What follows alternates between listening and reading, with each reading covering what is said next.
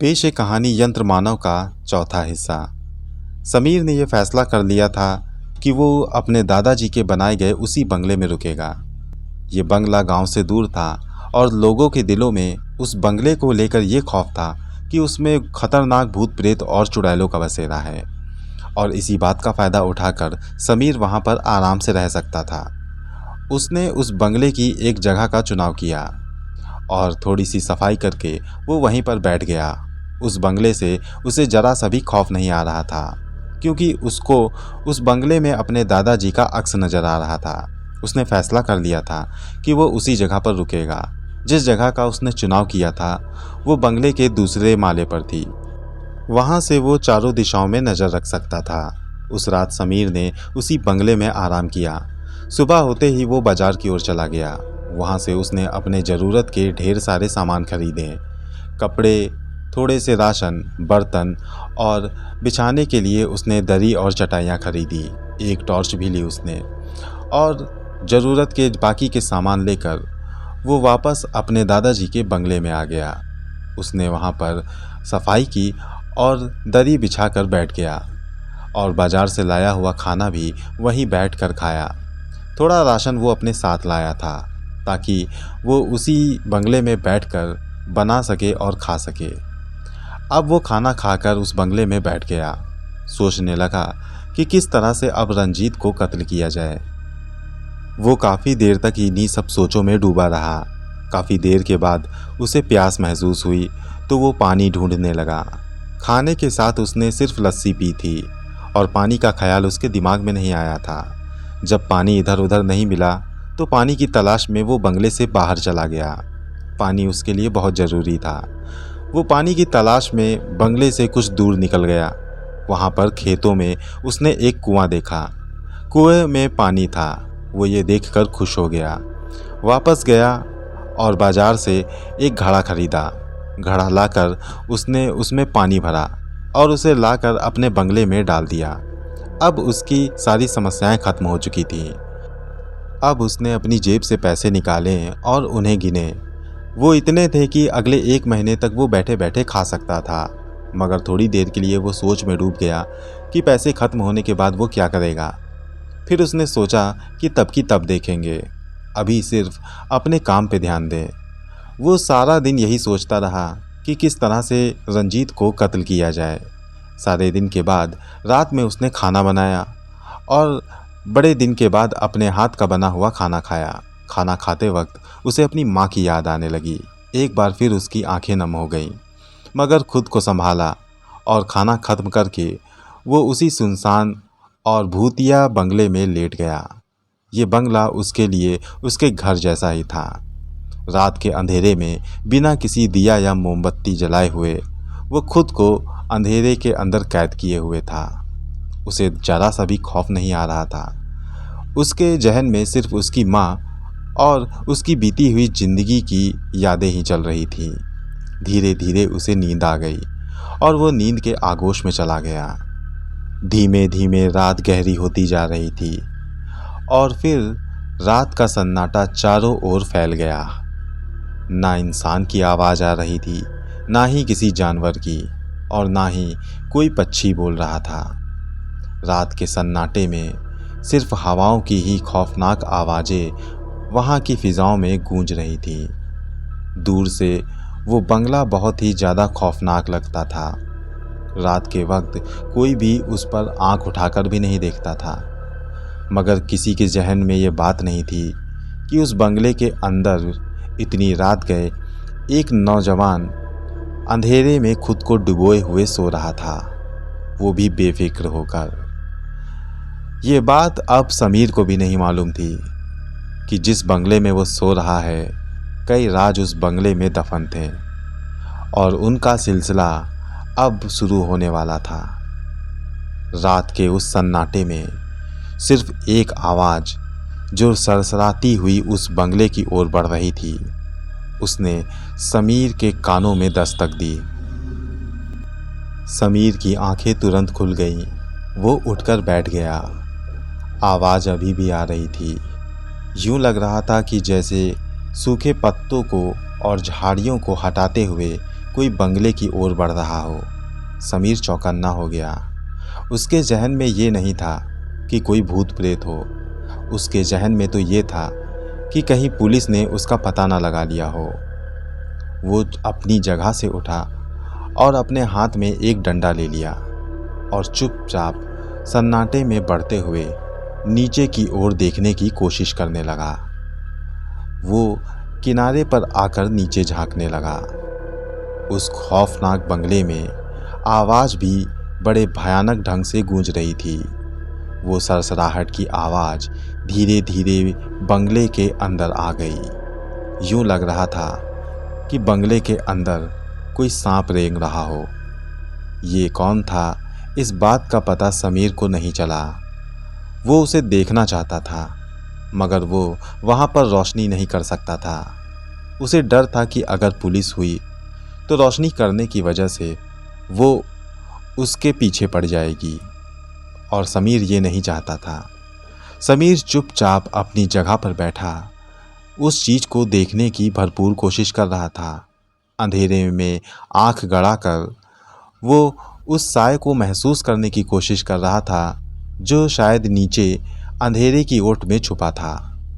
वो काफ़ी देर तक उस आवाज़ को सुनता रहा। वो आवाज़ उस बंगले में गूंजती रही और फिर एकदम से उसे यूं लगा कि ऊंचाई से कोई चीज़ नीचे गिरी है, जैसे रबड़ की कोई चीज़। वो थोड़ा सा घबराया, मगर फिर अपने आप को संभाला। वो हिम्मत करके जीने से नीचे उतरने लगा। ये करते हुए उसका दिल तो धड़क रहा था, मगर फिर भी वो मुसीबत का सामना करने को तैयार था।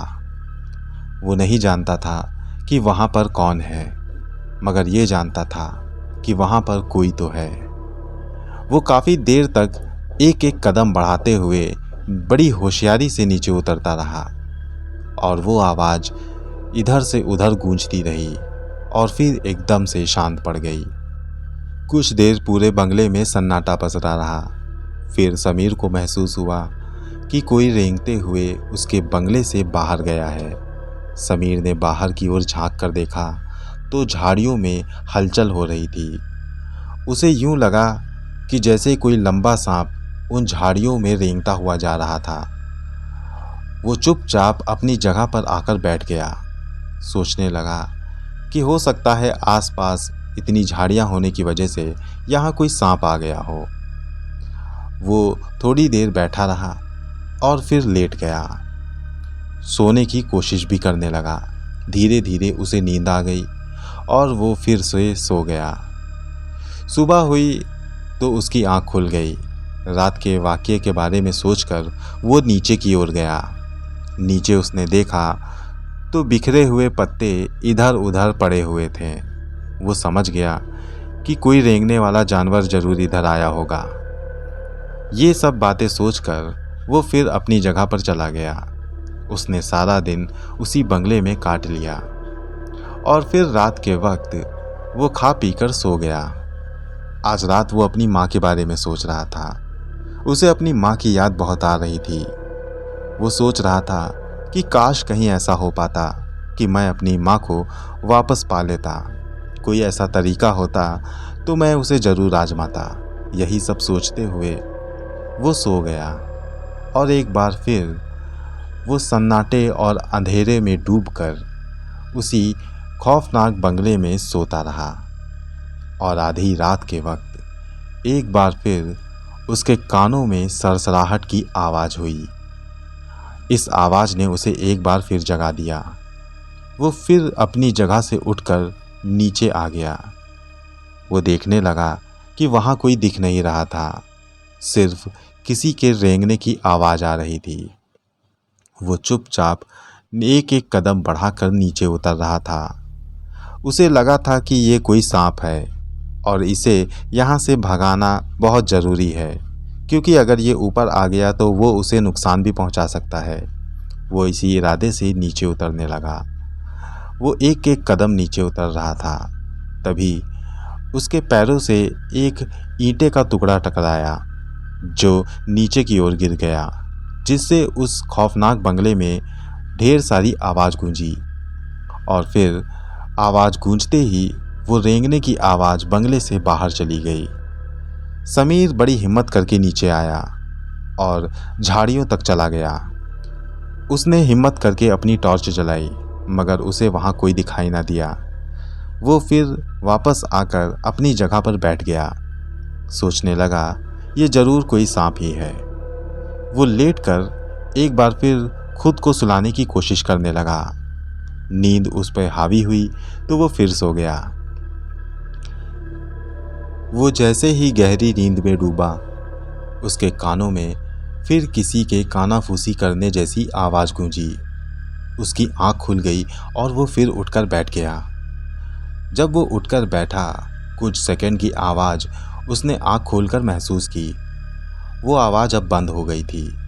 उसे यूं लगा कि कोई वहाँ पर उसके अलावा भी मौजूद है। उसने फिर अपने हाथों में डंडा पकड़ा और चुपचाप नीचे की ओर झांकने की कोशिश करने लगा।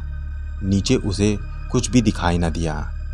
उसे यकीन था कि उसने किसी के कानाफूसी करने की आवाज़ सुनी। ये सब चीज़ें समीर को परेशान कर रही थीं। उसे डर था तो सिर्फ पुलिस का। वो बड़ी देर तक एक जगह पर बैठा रहा। इस बार वो अपनी जगह से नहीं हिला। सुबह होने तक वो वहीं पर रहा। जब रोशनी चारों ओर फैलने लगी तो वो फिर नीचे गया। नीचे झांक कर देखा तो कोई भी नहीं था। उसने कदमों के निशानों को भांपने की कोशिश भी की। अगर कोई वहाँ पे आया होगा तो उसके कदम के निशान बने होंगे, मगर उसे वहाँ पर कुछ भी नहीं मिला। मगर उसे यकीन था कि उसने किसी के कानाफूसी करने की आवाज़ सुनी थी। उस दिन वो वहाँ से बाजार चला गया।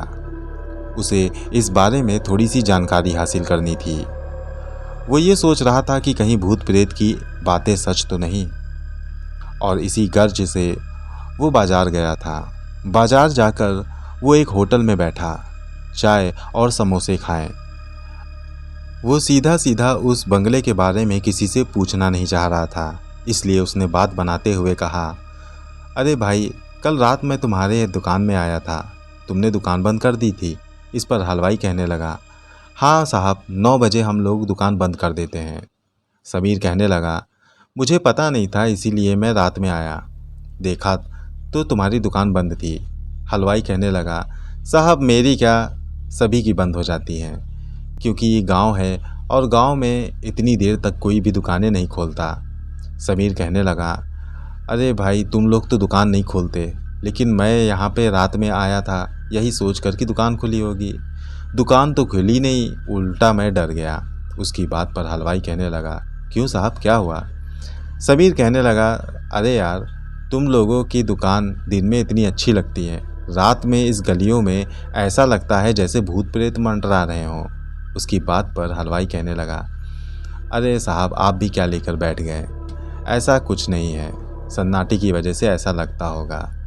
इस पर समीर कहने लगा, तुम्हें भूत प्रेत पे यकीन नहीं? उसकी बात सुनकर हलवाई ने कहा, साहब कभी देखा तो नहीं, लोग बातें करते हैं।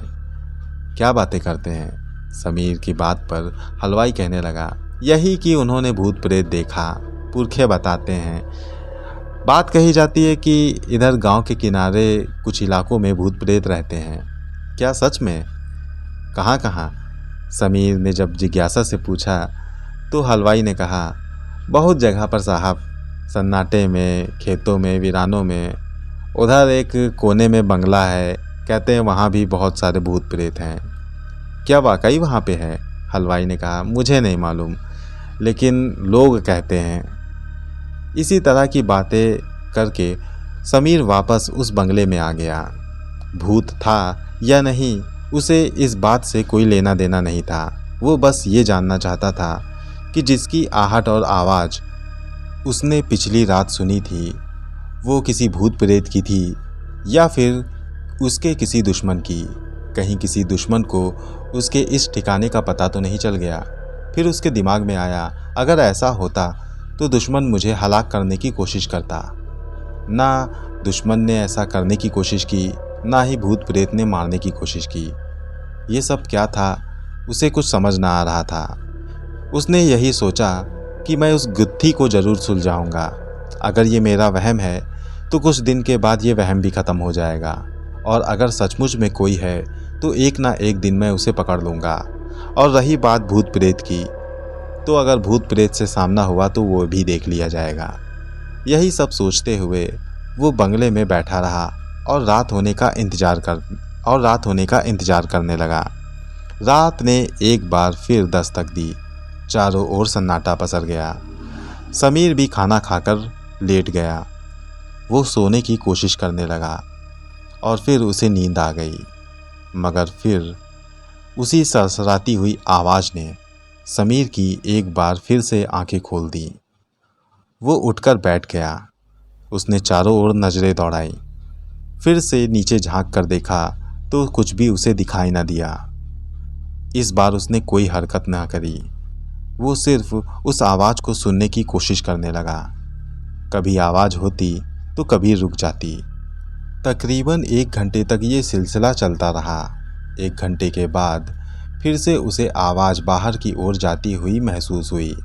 उसने झांक कर देखा, झाड़ियाँ उसी तरह से हिल रही थीं। आवाज़ अब धीरे धीरे बाहर की ओर जाती हुई गायब हो गई। समीर वापस अपनी जगह पर आकर लेट गया और सोने की कोशिश करने लगा। कुछ देर के बाद उसे नींद आ गई और वो सो गया। मगर लगभग 1 घंटे के बाद उसकी आंखें फिर खुल गईं और इस बार जो उसने अपने सामने देखा उससे वो खौफजदा हो गया। उसके कमरे की ऊपर वाली खिड़की से कोई उसे झांक कर देख रहा था। वो एक ऐसी शय थी जिसका सिर महसूस नहीं हो रहा था। यूँ लग रहा था कि वो बगैर सिर के सिर्फ अपनी आंखों से उसे देख रहा हो। ये कहानी अभी जारी है। कहानी का अगला भाग मैं जल्द आपके पास लेकर आऊँगा। तब तक के लिए गुड बाय।